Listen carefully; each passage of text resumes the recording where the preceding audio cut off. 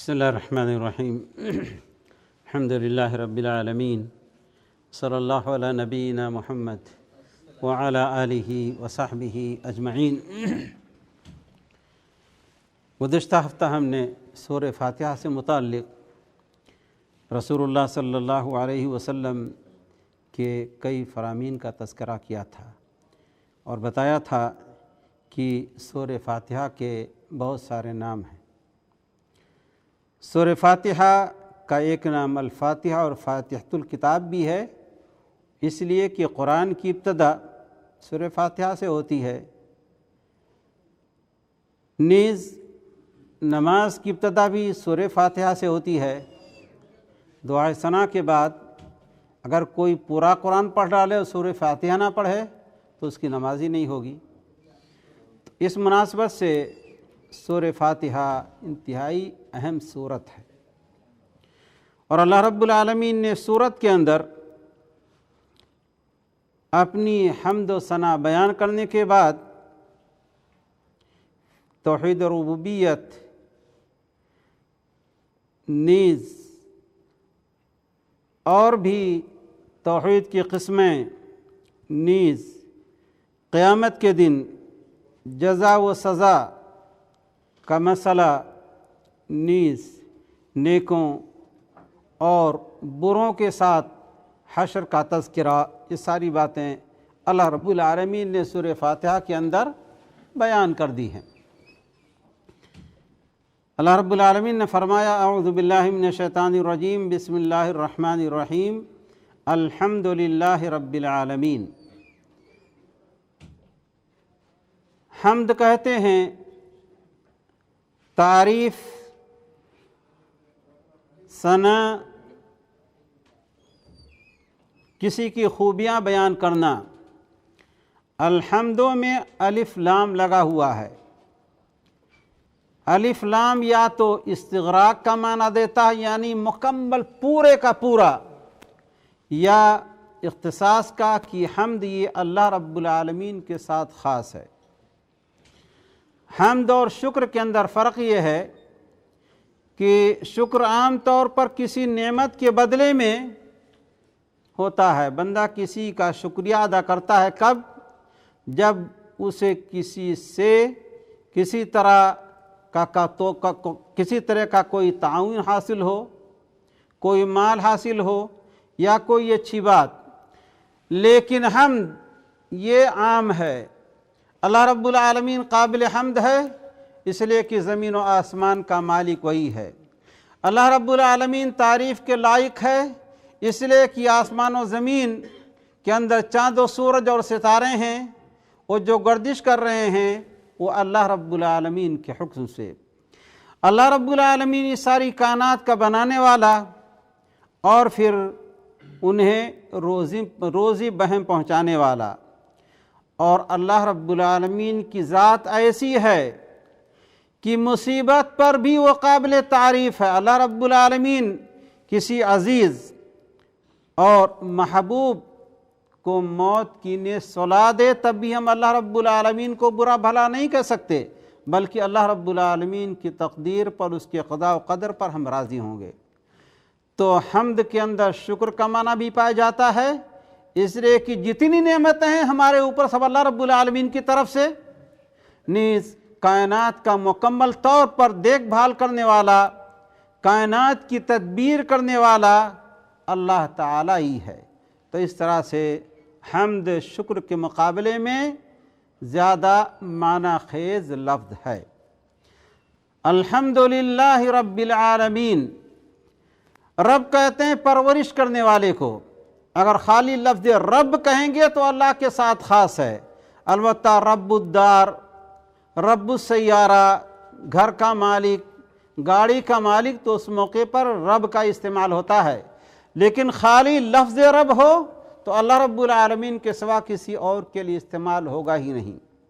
رب کے اندر کیا معنی پایا جاتا ہے؟ وہی مالک ہے، وہی مارنے جلانے والا ہے، وہی روزی بہم پہنچانے والا ہے، نیز کائنات کے سارے احوال جتنے امور ہیں ان کی تدبیر کرنے والا ہے، اور جب تک چاہے گا یہ دنیا قائم رہے گی، اور جب اللہ رب العالمین اس دنیا کو فنا کرنا چاہے گا فنا کر دے گا۔ آج دنیا کے اندر تو چھوٹے چھوٹے بہت سارے بادشاہ ہیں، لیکن اصل بادشاہت کس کی ہے؟ اللہ رب العالمین کی۔ تو الحمدللہ ساری تعریفیں اللہ کی، رب العالمین۔ عالم ما سوى اللہ، اللہ کے علاوہ جو بھی ان کو عالم کہتے ہیں، لیکن عالمین جمع کیوں لائے ہیں؟ اس لیے کہ عالم میں بھی عالم الجن ہے، عالم الانس ہے، عالم الطیور ہے، بہت سارے عالم پہلے گزر چکے ہیں، بہت سارے عالم بعد میں آئیں گے۔ اسی لیے اللہ رب العالمین نے لفظ عالم کو جمع کر کے استعمال کیا۔ حالانکہ خالی عالم کہنے سے بھی معنی پورا ہو رہا تھا، لیکن چونکہ عالم اتنے زیادہ ہیں کہ ہم شمار نہیں کر سکتے، اس لیے اللہ رب العالمین نے عالمین کہا۔ رب العالمین جو سارے عالموں کا مالک، سارے عالموں کی دیکھ بھال کرنے والا، سارے عالموں کی پرورش کرنے والا اور ان کا نگراں ہے۔ الحمدللہ رب العالمین۔ الرحمن الرحیم، الرحمن الرحیم دونوں کے اندر یہ دونوں مبالغہ کا صیغہ ہے کہ صیغے یعنی بہت رحم کرنے والا، لیکن رحمان رحیم کے مقابلے میں اور زیادہ ابلغ ہے، یعنی اس کے اندر مبالغہ اور زیادہ پایا جاتا ہے۔ اور اسی لیے رحیم تو اللہ رب العالمین کے سوا انسانوں کے لیے بھی استعمال ہوتا ہے۔ رسول اللہ صلی اللہ علیہ وسلم کے بارے میں اللہ رب العالمین نے فرمایا وَبِالْمُؤْمِنِينَ رَؤُوفٌ رَحِيمٌ، مومنوں کے لیے بڑے مہربان اور رحم کرنے والے ہیں۔ لیکن رحمان کا لفظ یہ صرف اللہ رب العالمین کے لیے استعمال ہوتا ہے، حالانکہ یہ بھی صفت ہی ہے، مگر چونکہ اللہ رب العالمین کے ساتھ خاص ہے، اس طرح سے گویا اس کا بھی اللہ کے ساتھ ایک ذاتی نام ہو گیا۔ اور اللہ بھی دراصل میں الہ تھا، اللہ دراصل الہ تھا، تو حمزہ کو حذف کر کے الف لام لگا دیا اور اس طرح سے وہ اللہ ہو گیا۔ لفظ اللہ بھی اللہ رب العالمین کے ساتھ ہے، مخلوق میں سے کسی کے لیے بھی اس کا استعمال جائز نہیں ہے۔ الحمدللہ رب العالمین الرحمن الرحیم، جو بڑا مہربان اور رحم کرنے والا ہے۔ بعض لوگوں سے آپ نے بھی سنا ہوگا، میں نے بھی سنا کہ اللہ رب العالمین غفور الرحیم ہے، گناہ کرتے جا رہے ہیں، حتیٰ کہ شرک و کفر کرتے جا رہے ہیں، تب بھی کہتے ہیں کہ اللہ تعالیٰ بڑا معاف کرنے والا ہے۔ اسی لیے الرحمن الرحیم کے بعد اللہ رب العالمین نے فرمایا مالک یوم الدین، حساب و کتاب کے دن کا مالک بھی ہے۔ یہ نہیں کہ اللہ رب العالمین کی رحمت یقیناً اس کے غضب اور غصے پر غالب ہے، تو اللہ رب العالمین کی رحمت کافر و مشرک اور مومن سب کے لیے یکساں ہو ہی نہیں سکتا۔ قل هل يستوي الذين يعلمون والذين لا يعلمون، علم والے اور جاہل برابر ہو سکتے ہیں؟ قطعاً نہیں۔ تو اسی طرح سے مومن و کافر دونوں اللہ رب العالمین کی نگاہ ہمیں یکساں نہیں ہو سکتے۔ اللہ تعالیٰ یقیناً بڑا رحم کرنے والا ہے، لیکن ساتھ ہی ساتھ وہ حساب و کتاب بھی لینے والا ہے۔ دین کے معنی اطاعت و تابعداری کے بھی ہوتے ہیں، اور دین کے معنی بدلہ کے بھی ہوتے ہیں۔ مالک یوم الدین بدلے کے دن کا، حساب و کتاب کے دن کا مالک ہے۔ اللہ رب العالمین تو ہمیشہ مالک ہے، لیکن دنیا کے اندر ایسا ہوتا ہے کچھ بادشاہ چھوٹے چھوٹے ملکیت مملکت کے مالک ہیں، لیکن حساب و کتاب کے دن اللہ رب العالمین کے سوا نہ کسی کی بادشاہت ہوگی اور نہ کوئی سر اٹھا سکتا ہے، بلکہ اللہ رب العالمین اس دن کہے گا لمن الملک اليوم، آج کس کی بادشاہت ہے، حکومت کس کی ہے؟ کہیں سے جواب نہ آئے گا تو اللہ رب العالمین خود ہی فرمائے گا للہ الواحد القہار، اس اللہ کی بادشاہت ہے جو تنہا ہے اور غالب ہے۔ یوم لا تملک نفس لنفس شیئا والامر یومئذ للہ، جس دن کوئی جان کسی دوسرے جان کے کام نہ آئے گی، اور سارا معاملہ، ساری حکومت و سلطنت، سارے اوامر یہ اللہ رب العالمین کے ساتھ خاص ہوں گے۔ تو جب اللہ رب العالمین نے فرمایا کہ بڑا رحم مہربان رحم کرنے والا ہے، تو لوگوں کو اس دھوکے میں نہ آنا چاہیے کہ اب تو جتنا چاہیں گناہ کریں، اللہ رب العالمین رحمان رحیم ہے۔ نہیں، اللہ رب العالمین یوم جزا کا بھی مالک ہے، حساب و کتاب بھی لے گا، اور نیک لوگوں کو ان کی نیکیوں کا بدلہ اور بروں کو ان کی برائی کا بدلہ دے گا۔ اسی الرحمن الرحیم کے بعد مالک یوم الدین فرمایا۔ اس کے بعد اللہ رب العالمین نے فرمایا ایاک نعبد و ایاک نستعین۔ الحمدللہ رب العالمین میں توحید ربوبیت آ گیا۔ تنہا اللہ مارنے جلانے والا ہے، وہی روزی دینے والا ہے، وہی سارے کائنات کے معاملات دیکھ رہا ہے، وہی سب کچھ سنبھالے ہوئے ہے۔ اور یہاں فرمایا ایاک نعبد، جب اللہ رب العالمین تنہا یوم جزا کا مالک ہے تو ہم عبادت بھی صرف اللہ کی کرتے ہیں۔ عبادت کہتے ہیں انسان ہر وہ عمل جو کسی کے لیے عاجزی، انکساری، خشوع اور محبت کے ساتھ انجام دے۔ یعنی آپ اللہ رب العالمین کی عبادت کرتے ہیں، اللہ رب العالمین سے آپ کو محبت بھی ہے، اور اللہ رب العالمین کے عذاب سے ڈرتے بھی ہیں، اور اللہ رب العالمین کے سامنے آپ ہمیشہ ذلت و رسوائی کی شکل میں اپنے سر کو جھکائے ہوئے ہیں، ان کے ساری خاکساری کے انداز پر۔ تو خاکساری بھی ہے، انتہائی عاجزی ہے، ساتھ ہی ساتھ اللہ کا ڈر بھی ہے، ساتھ ہی ساتھ اللہ رب العالمین سے محبت ہے۔ اسی کا نام عبادت ہے۔ اور عبادت قلبی بھی ہے، جسمانی بھی ہے، مالی بھی ہے۔ قلبی عبادت یہ ہے کہ آپ اللہ ہی پر توکل کرتے ہیں، اللہ ہی سے مانگتے ہیں، اللہ ہی سے ڈرتے ہیں، اس کا تعلق آپ کے دل سے ہے۔ منافقین بھی زبان سے لا الہ الا اللہ محمد الرسول اللہ کہتے تھے، اس کے باوجود اللہ رب العالمین نے فرمایا ان المنافقین فی الدرک الاسفل من النار، منافقین جہنم کے نچلے طبقہ میں ہوں گے۔ کیوں؟ اس لیے کہ ان کا زبان سے دعویٰ، قلب سے، دل سے اس کا کوئی تعلق نہیں تھا، دل کے اندر کفر و شرک بھرا ہوا تھا۔ تو عبادت قلبی بھی ہے، اس کا تعلق دل سے بھی ہے، ہر عمل کو اللہ کے لیے خاص کرنا، نیت کے اندر اخلاص، نیز اللہ پر توکل کرنا، اللہ ہی پر بھروسہ کرنا، اللہ ہی سے ڈرنا، ان چیزوں کا تعلق دل سے ہے۔ اور جسمانی عبادت نماز روزہ آپ کرتے ہیں، رکوع سجدہ کرتے ہیں، کھانا پینا چھوڑ دیتے ہیں، تو یہ سب کیا ہے؟ جسمانی عبادت ہے۔ اور ایک مالی عبادت ہے، زکوٰۃ و صدقات ہے، یا حج آپ کی مالی عبادت بھی ہے اور بدنی عبادت بھی ہے۔ تو جس عبادت کا تعلق دل سے ہو وہ قلبی عبادت ہے، جس کا تعلق مال سے ہو وہ مالی عبادت ہے، اور جس کا تعلق اعضاء اور جوارح سے ہو وہ بدنی عبادت ہے۔ تو عبادت کی یہ 3 قسمیں ہیں، اور ہر طرح کی عبادت اللہ رب العالمین کے لیے خاص ہونا چاہیے۔ زبان سے اقرار ہو، دل سے تصدیق ہو، اور عمل سے آپ اس کا ثبوت پیش کریں۔ تو اللہ رب العالمین نے فرمایا ایاک نعبد، بندہ کہتا کہ یا اللہ ہم صرف تیری عبادت کرتے ہیں۔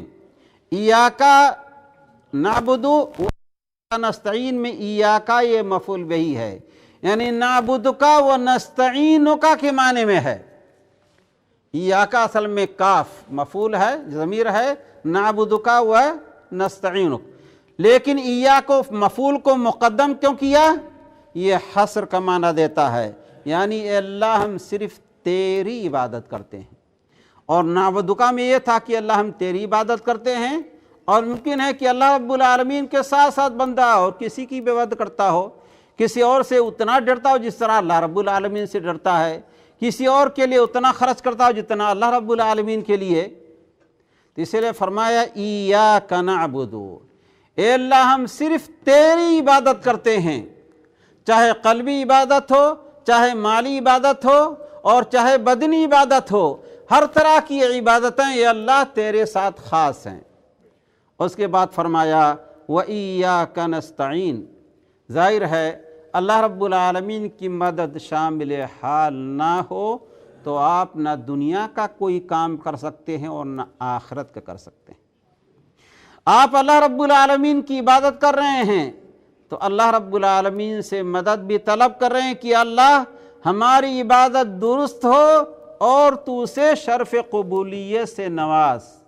یہی مطلب ہے ایاک نعبد و ایاک نستعین کا، اے اللہ ہم ہر طرح کی عبادت تیرے لیے کرتے ہیں، نظر و نیاز تیرے لیے، قربانی تیرے لیے، قسم کھاتے ہیں تو اللہ تیرے نام کی قسم کھاتے ہیں، نماز پڑھتے ہیں تو تیرے لیے پڑھتے ہیں، لیکن اس کے ساتھ ہی ساتھ ان سارے کاموں کو انجام دینے کے لیے ہمیں تیری مدد کی بھی ضرورت ہے۔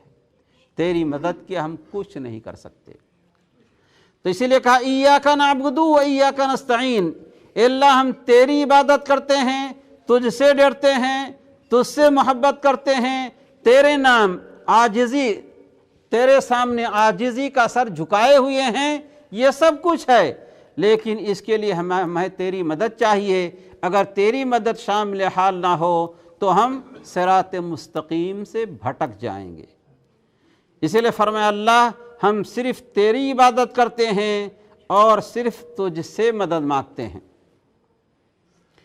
بعض لوگ کہتے ہیں کہ اللہ رب العالمین کے ساتھ دوسروں سے بھی مدد مانگی جاتی، مثلا میرے پاس پیسے نہیں، ہم نے آپ سے کچھ پیسہ طلب کر لیا، ایک کام کوئی بوجھ اٹھانا ہے میں اٹھا نہیں پا رہا ہوں، آپ سے کہتا ہوں میری مدد کیجئے، اس کو شریعت میں تعاون کہتے ہیں۔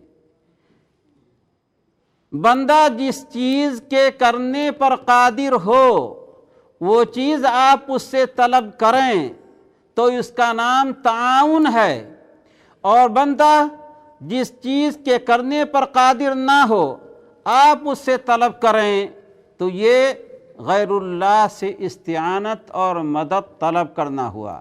مثال کے طور پر اللہ رب العالمین کے سوا کوئی بیٹا بیٹی دینے والا نہیں، اللہ رب العالمین کو چھوڑ کر کسی اور سے جا کے بیٹا بیٹی طلب کریں تو استعانہ میں غیر اللہ کو شریک کر دیا، یہ شرک ہو گیا۔ روح کون؟ آپ کی روح کو آپ کے جسم میں بھیجنے والا اور جسم سے نکالنے والا کون ہے؟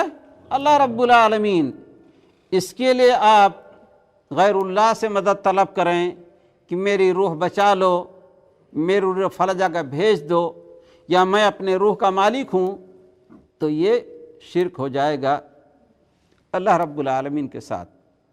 میں نے کتاب میں پڑھا تھا کہ احمد رفاعی جب وہ مصر سے آئے تھے وہاں مدینہ طیبہ حج کرنے، وہ اونٹوں کا زمانہ تھا، تو رسول اللہ صلی اللہ علیہ وسلم کے روضہ شریفہ کے پاس کہا تھا کہ اللہ کے رسول جب تک میں مصر میں تھا اپنی روح کو آپ پر سلام کرنے کے لیے بھیجتا تھا، اب میں خود آ گیا ہوں، دست مبارک نکالیے میں مصافحہ کر لوں۔ چنانچہ اللہ کے رسول علیہ السلام کا دست مبارک نکلا اور رفاعی نے مصافحہ کیا۔ آپ غور کریں، روحوں کا مالک کون ہے؟ کسی کے بس میں ہے کہ اپنی روح کو یہاں سے رفع بھیج دے، اپنی روح کو پاکستان بھیج دے؟ اگر یہ ہوتا تو بہت آسان تھا، جس میں اور روح آپ کے گھر میں کھانا بچوں کے ساتھ ہے۔ تو روحوں کا مالک کون ہے؟ اللہ رب العالمین۔ اور اللہ کے رسول علیہ السلام کی اسی کمرے میں حضرت عائشہ رضی اللہ تعالیٰ عنہ ہیں جو آپ کی سب سے محبوب بیوی تھیں، حضرت ابوبکر صدیق بھی اسی میں ہیں، حضرت عمر فاروق بھی ہیں۔ کسی سے مصافحہ کے لیے رسول اللہ صلی اللہ علیہ وسلم کا دست مبارک نہ نکلے، اور ایک صوفی کے لیے جو کئی صدیوں کے بعد پیدا ہوا ہے، اس کے لیے رسول اللہ صلی اللہ علیہ وسلم کا دست مبارک قبر شریف سے نکلے مصافحہ کرنے کے لیے، یعنی انسان ایسی بات کہے کہ اس کا عقل سے بھی کچھ تعلق ہو۔ حضرت حسین رضی اللہ تعالیٰ عنہ شہید ہو رہے تھے، اللہ کے رسول علیہ السلام انہیں بچانے کے لیے نہیں آئے، اور یہ کہ چیلے کی ماں مر گئی تھی، حج کرنے جا رہا تھا، اکیلے تھا، माँ का पेट सूज गया, चेहरा स्याह हो गया, नौज़ बिल्लाह। रसूलुल्लाह सल्लल्लाहु अलैहि वसल्लम एक बाउंड्री के हवा के अंदर तशरीफ़ फरमा हुए और उस औरत के पेट पर हाथ फेरा, पेट भी दुरुस्त हो गया, चेहरे पर हाथ फेरा, चेहरा भी रोशन हो गया। यानी कितनी बड़ी शरात, कोई ख्वाब की बात नहीं, अलल ऐलान कह रहे हैं कि अल्लाह के रसूल आए। जब उसने कहा कि कौन है आप बुज़ुर्ग, अल्लाह ताला आप पर रहम फरमाए, मेरी इस मुसीबत में काम आए, तो कहा तेरा नबी रसूल मोहम्मद सल्लल्लाहु अलैहि वसल्लम। मैं अफसोस के साथ कहना पड़ता है, लोग किताबों में इस तरह के किस्से लिख देते हैं और हमारे पढ़ने वाले भाई सुबहान अल्लाह सुबहान अल्लाह सुबहान अल्लाह कह लेते हैं और नहीं सोचते कि अक़ीदे तौहीद से किस तरह से ये किस्सा टकरा आ रहा है। रसूलुल्लाह सल्लल्लाहु अलैहि वसल्लम ने तो फरमाया है, अल्लाह रब्बुल आलमीन ने कुछ फरिश्तों को मुतय्यन कर दिया है कि मेरी उम्मत का सलाम मेरी कब्र तक पहुँचाएँ। यानी अल्लाह के रसूल अलैहिस्सलातु वस्सलाम उम्मत का सलाम लेने के लिए कब्र शरीफ से ना निकलें। सारी ज़िंदगी किसी अजनबी औरत के हाथ को, जिस्म को आपने ना छुआ, मुसाफा ना किया हो, नौज़ुबिल्लाह, यहाँ पेट सहलाने आ रहे हैं और चेहरा सहलाने आ रहे हैं। तो इस तरह की बातें जो हैं, जो अक़ीदे तौहीद से सरासर टकरा रही हैं। तो अल्लाह रब्बुल आलमीन ने फरमाया इय्याका नअबुदु, बंदा कहता है कि अल्लाह हम सिर्फ़ तेरी इबादत करते हैं और सिर्फ़ तुझसे मदद तलब करते हैं। जिन चीज़ों के देने पर तेरे सिवा कोई और कादिर नहीं है, हम उन चीज़ों को तुझसे तलब करते हैं। उसके बाद अल्लाह रब्बुल आलमीन की मदद, सबसे बड़ी अजीम मदद ये है कि आपको सीधे रास्ते पर चला दे। आपको कितना ज़्यादा माल दे दे, कोठियाँ दे दे, ख़जाने भरे हों, लेकिन अल्लाह रब्बुल आलमीन की खुशनुदी हासिल ना हो तो क्या फ़ायदा? मरने के बाद कुछ मिलने वाला है? क़तअन नहीं। और इसे अल्लाह फरमाया रब्बुल आलमीन ने इहदिनस सिरातल मुस्तकीम, अल्लाह तू हमें सीधे रास्ते की रहनुमाई फरमा। और ये सीधा रास्ता क्या है? इस्लाम का रास्ता। आपने जब ये इतराफ़ किया कि अल्लाह हम इबादत सिर्फ़ तेरी करते हैं, और आपने ज़बान से जब ये कहा कि अल्लाह हम सिर्फ़ तुझसे मदद तलब करते हैं, तो सीधे रास्ते की रहनुमाई भी कौन करेगा? अल्लाह रब्बुल आलमीन। हिदायत देना किसका काम है? अल्लाह ताला का। वैसे हिदायत की दो किस्में हैं, एक है रास्ता बताना और एक है मंजिल मकसूद तक पहुँचाना। तो रास्ता बताना ये रसूलुल्लाह सल्लल्लाहु अलैहि वसल्लम का भी काम था। व इन्नका लतहदी इला सिरातिम मुस्तकीम, आप लोगों की रहनुमाई सिरात मुस्तकीम की तरफ कर रहे हैं। लेकिन इसके बावजूद, आपकी दावत व तबलीग के बावजूद कितने काफिर और मुशरिक मरे। अल्लाह के रसूल अलैहिस्सलातु वस्सलाम ने उनके ख़िलाफ़ जिहाद भी किया, उन्हें कत्ल भी किया और उनका माल गनीमत के तौर पर मुजाहिदीन के अंदर तकसीम किया। खुद है अबू तालिब का इंतकाल हो रहा था, अल्लाह के रसूल अलैहिस्सलातु वस्सलाम बेचैन थे, किसी सूरत से चाहते तो कलमे तौहीद पढ़ लें, नहीं पढ़ा। अल्लाह के रसूल अलैहिस्सलातु वस्सलाम की बेचैनी को देखकर अल्लाह रब्बुल आलमीन ने फरमाया इन्नका ला तहदी मन अहबब वलाकिन्नल्लाह यहदी मन यशा। आप जिससे मोहब्बत करते हैं उसे हिदायत नहीं दे सकते, हिदायत अल्लाह ताला ही जिसे चाहता है उसे देता है। तो हिदायत दो, एक रास्ता बताना, ये अंबिया किराम का काम था, और एक मंजिल मकसूद तक पहुँचाना, दिल के अंदर ईमान इस्लाम डाल देना, जन्नत का हकदार बना देना। ये किसका काम है? अल्लाह रब्बुल आलमीन का। अगर अल्लाह के रसूल अलैहिस्सलातु वस्सलाम के बस में ये होता कि जिसको चाहे मुसलमान बना दें, जिसको चाहे जन्नत में ले जाएं, जिसको चाहे जहन्नम से दूर कर दें, तो अल्लाह सबसे पहले अल्लाह के रसूल अलैहिस्सलातु वस्सलाम अपने इस मुशफिक चचा को याद करते। लेकिन इसके बजाय अल्लाह के रसूल अलैहिस्सलातु वस्सलाम ने बताया है कि जहन्नम के अंदर सबसे हल्का अज़ाब अबू तालिब का होगा। उनके पैरों में आग के दो जूते पहनाए जाएंगे जिससे उनका दिमाग खौलता होगा। ये भी रसूलुल्लाह सल्लल्लाहु अलैहि वसल्लम के साथ उन्होंने जो हुस्न सलूक किया था उसके बदले में सबसे हल्का अज़ाब, वरना सख्त तरीन अज़ाब में थे। अल्लाह रब्बुल आलमीन हमें सीधा रास्ता दिखाए और जहन्नम के अज़ाब से बचाए। अल्लाह रब्बुल आलमीन ने फरमाया इहदिनस सिरातल मुस्तकीम, ए अल्लाह तू हमें सीधा रास्ता दिखा, सीधे रास्ते की हमारी रहनुमाई फरमा। صراط الذین انعمت علیہم، ان لوگوں کے راستے کی طرف، یا ان لوگوں کا راستہ دیکھا جن پر تو نے انعام کی۔ یوں دنیاوی انعام تو اللہ رب العالمین نے کافروں مشرکوں پر بھی کیا۔ قارون کو کتنے بڑے خزانے دیے تھے، لیکن اصلی احسان اللہ رب العالمین نیک بنا دے، اللہ رب العالمین جنت کا حقدار بنا دے، اس سے بڑا انعام اور کوئی نہیں ہے۔ اللہ رب العالمین نے فرمایا وَمَن يُطِعِ اللَّهَ وَالرَّسُولَ فَأُولَٰئِكَ مَعَ الَّذِينَ أَنْعَمَ اللَّهُ عَلَيْهِمْ مِنَ النَّبِيِّينَ وَالصِّدِّيقِينَ وَالشُّهَدَاءِ وَالصَّالِحِينَ وَحَسُنَ أُولَٰئِكَ رَفِيقًا۔ جس نے اللہ اور رسول علیہ الصلاۃ والسلام کی اطاعت اور تابعداری کی، ان کا حشر ان لوگوں کے ساتھ ہوگا، کن کے؟ انبیاء کے ساتھ، صدیقین کے ساتھ، شہداء کے ساتھ اور نیک لوگوں کے ساتھ، اور یہ بڑے اچھے ساتھی ہیں۔ ہم نبوت و شہادت اور صدیق کو نہیں پہنچ سکتے، لیکن اللہ رب العالمین اپنے رحم کرم سے ہمیں صالحین سے ملا سکتا ہے۔ اسی لیے اللہ رب العالمین سے دعا کہ اللہ رب العالمین ہمیں گمراہ لوگوں سے بچا کر صالحین کے صف میں اللہ رب العالمین ہمیں کھڑا کر دے، اور ہم بھی صالحین میں سے ہو جائیں۔ تو فرمایا اللہ رب العالمین نے صراط الذین انعمت علیہم، اے اللہ تو ہمیں ان لوگوں کی راہ دکھا جن پر تو نے انعام کیا، غیر المغضوب علیہم ولا الضالین۔ جب آپ اللہ کی عبادت کریں گے تو شرک سے آپ کو بچنا ہے۔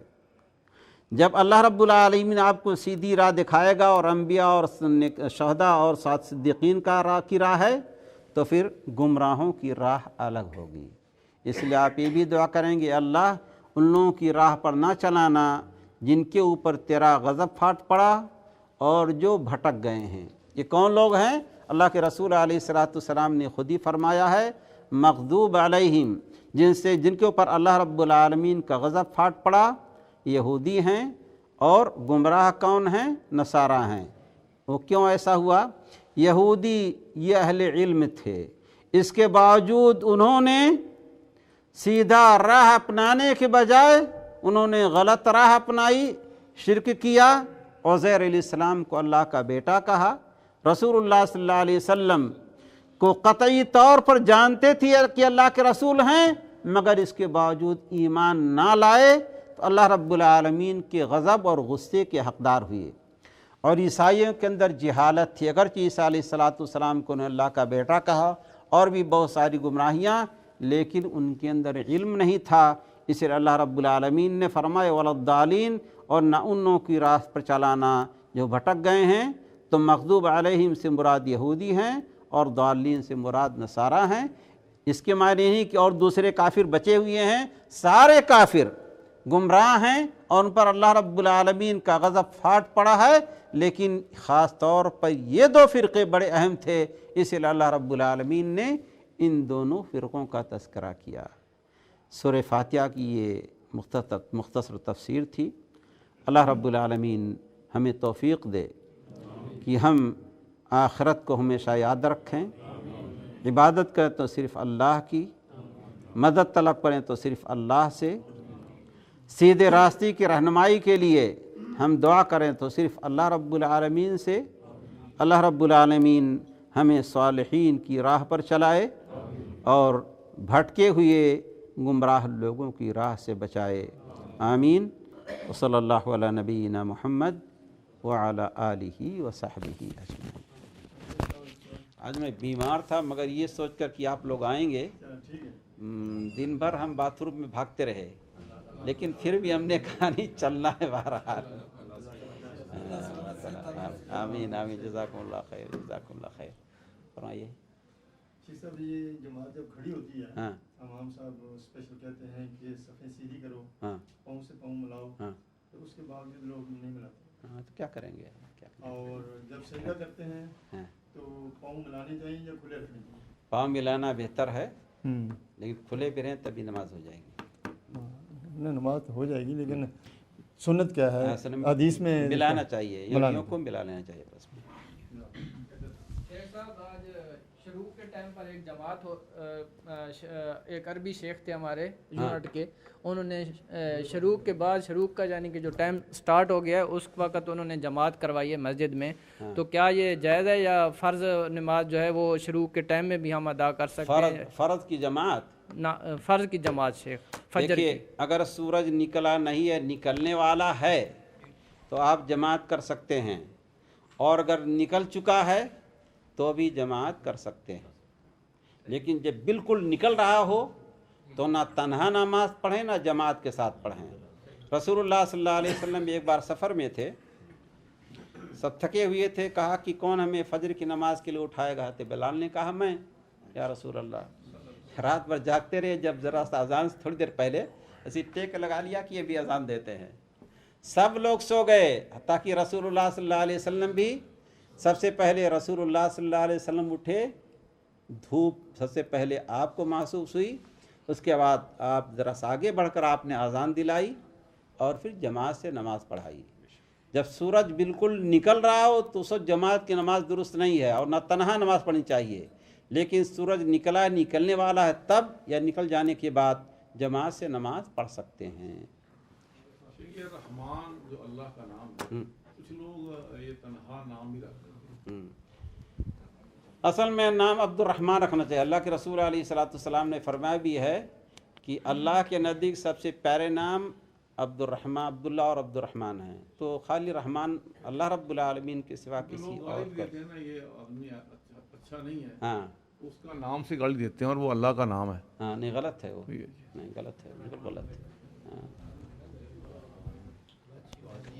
شیخ صاحب ایک سوال ہے کہ ایک جگہ جو ہے وہ مسجد کے لیے مختص کی ہوئی ہے, یعنی کہ وہاں مسجد ہے, اور اب وہ جگہ جو ہے وہ چھوٹی ہو گئی ہے, مسجد کہیں اور بنا دی گئی ہے.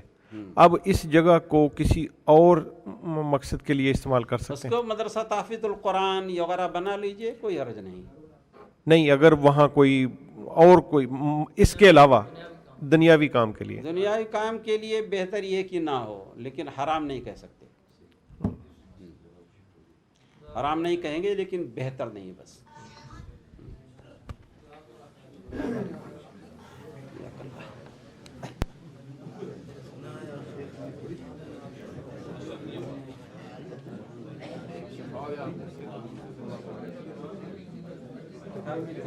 کھانا کھایا, کھانا کھانے والوں نے کھایا, کوئی